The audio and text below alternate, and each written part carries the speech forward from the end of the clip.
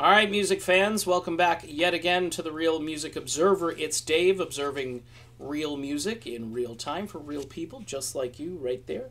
And this guy here, sorry to start the day off with the Debbie Downer live broadcast, but hey, we'll find out what happens on February 20th to this particular channel. The widow of the late Glenn Frey, Cindy, has filed a wrongful death lawsuit against Mount Sinai Hospital in Manhattan, New York, over its treatment of the former co-lead singer and guitar player for the Eagles.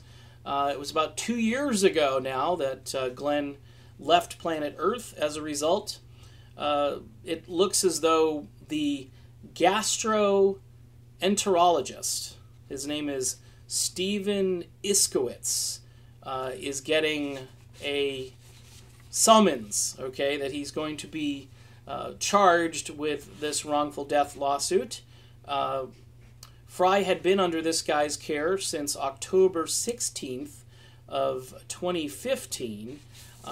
It goes on just to say that the guy, you know, here's the deal, all right, rather than getting into the weeds with all the specific minutia.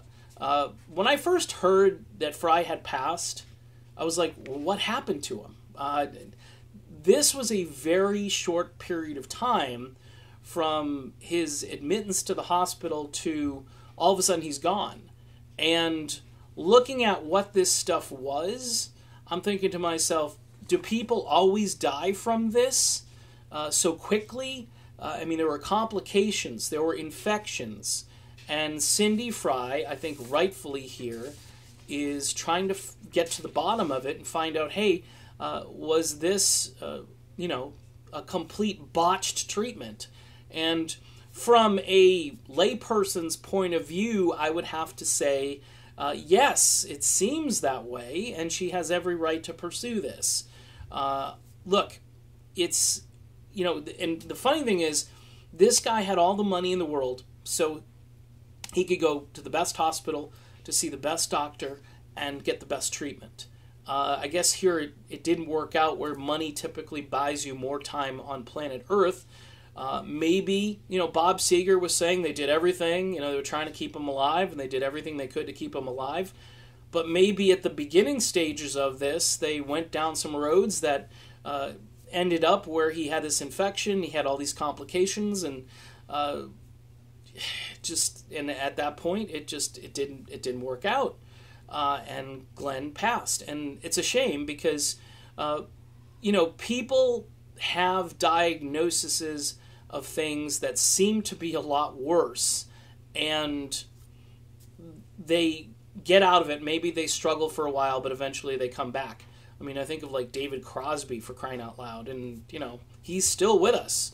And it's just bizarre that Glenn Frey, who back in the 80s had an album called Soul Searchin', and he had a tune called Livin' Right, which was an anthem that he was getting in shape and he was working out and, you know, living right. That's, I mean, he was trying to leave all that stuff from his heyday in the Eagles behind.